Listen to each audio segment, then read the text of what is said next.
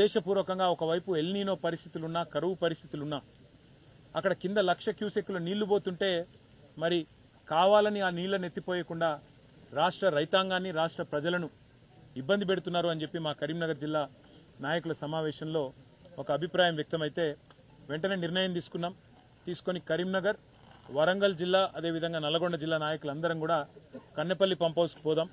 అక్కడ పారుతున్న గోదావరి నదిని రాష్ట్ర ప్రజలకు, రాష్ట్ర రైతులకు చూపెడదాం.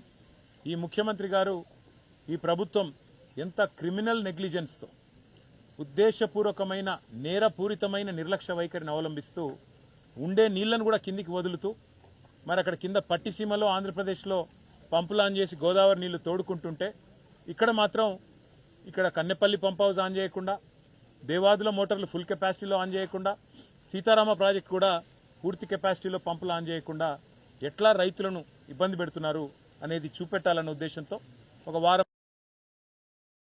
పోయినాం. మమ్మల్ని హైదరాబాద్ నుంచి చివరికి కన్నెపల్లి చేరుకునే చేశారు. 4 గంటల్లో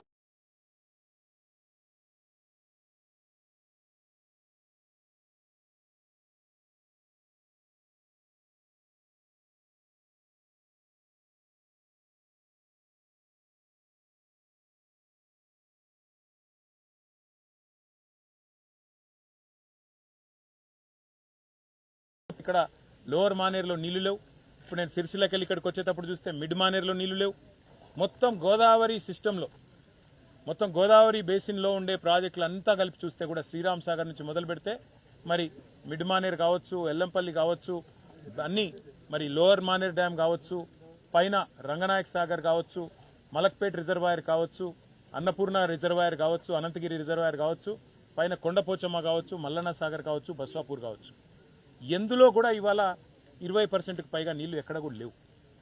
వాస్తవం ఏంటి అంటే రోజుకు 9 టీఎంసీల నీళ్ళేమో కిందికి పోతున్నాయి. ఇవాళ ఎల్ఎండిఏమో నోరెళ్లు పెట్టి చూస్తున్నది. కరీంనగర్ పట్టణంలో ప్రజలకి తాగునీరు దిక్కు లేదు.